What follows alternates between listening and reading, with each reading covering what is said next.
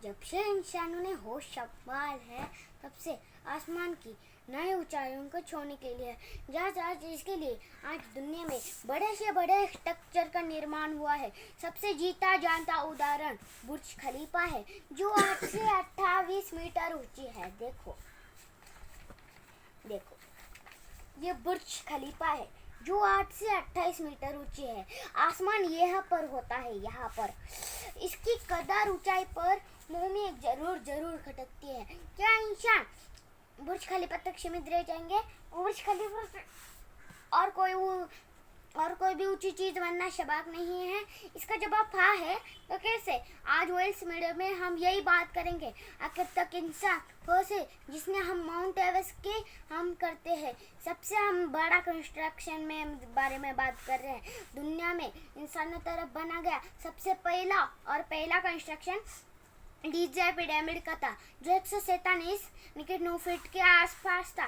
उसके बाद इंग्लैंड की कैथेड्रल ले ली जिसकी ऊंचाई 183 मीटर है। उसके बाद उससे वाशिंगटन मूवमेंट से इतने हाइट को बना जिसमें वाशिंगटन मूवमेंट से इसके बाद दुनिया के सबसे बड़े झूले उतने हाइट का बना जिसने वाशिंगटन मूवमेंट को भी साइड कर दिया। लेकिन ऊंची से ऊंची इमारत बनाने की कंपटीशन रुकी नहीं थी। अगर आप सबसे बड़ी स्टैचू की बात कर रहे हो तो बस स्टैचू किसी और देश में नहीं बल्कि हमारे ही भारत देश में है। सरदार वल्लभ भाई पटेल की मूर्ति जिसे स्टैचू ऑफ द यूनिटी के नाम पर भी रखा गया था। रुक जाओ, मैं अभी आपको सरदार वल्लभ भाई पटेल दिखाता हूँ। देखो सरदार वल्लभ भाई पटेल की मूर्ति जिसे स्टैचू ऑफ द यूनिटी के नाम पर भी रखा गया था। और आसमान यहाँ पर होता है, यहाँ पर मतलब सरदार वल्लभ भाई पटेल की सर पर होता है। हाँ, इसके लिए जिसकी ऊंचाई 183 मीटर है। अब जब ईफल टावर की बारी आई तब इंसानों ने इसकी लिमिट बता दी। तब इंसानों ने सोचा कि बस इतना ही है, इससे ऊंची चीज नहीं बनाया जा सकती क्योंकि ईफल टावर की ऊंचाई भी सबसे ऊंची 55 का अपना रिकॉर्ड बनाया। आयरन और स्टील से बनी हुई इमारत नेचर को इतना ज़्यादा चौड़ दिन दे रही थी और इतना नहीं दे रही थी और क्योंकि ये आसानी से खड़ी भी रहती थी। इससे कोई एक्सट्रैक्शन नहीं दे रही थी क्योंकि ये काफ़ी पतली होती थी। लेकिन 1930 में क्रिस्टल बिल्डिंग ने पूरे दुनिया के आर्किटेक्ट चौंका कर रख दे और अपने आना तो दुनिया की सबसे ऊंची इमारत बन गई और एक नया रिकॉर्ड बनाया। अब लेकिन ठीक इसके अगली हिस्सा एम्पायर स्टेट बिल्डिंग है पूरे दुनिया के आर्किटेक्ट चौंका कर रख दे, अपने एरा टाइम बदल के और एक नया रिकॉर्ड बनाया। लेकिन ऊंची से ऊंची इमारत बनाने की कंपटीशन रुकी नहीं थी। लोग अचानक से टीवी और रेडियो टावर बनाने लगे। इस तरफ कोई भी बिल्डिंग और स्ट्रक्चर इससे भी सोचना नामुमकिन था कि ये टावर इतना ऊंचा है कि इसके नीचे खड़े होकर इसके हैंड्स का भी नहीं देखा जा सकता क्योंकि ये टावर इतना ऊंचा है क्योंकि ये काफ़ी पतली होती थी और इसके लिए ये प्रेशर के वजह से ये देखते पेट होने लगा। किसी के पास इस घटना का कोई वीडियो फुटेज और इमेजन नहीं तो वो कुछ इस तरफ से गिरा होगा।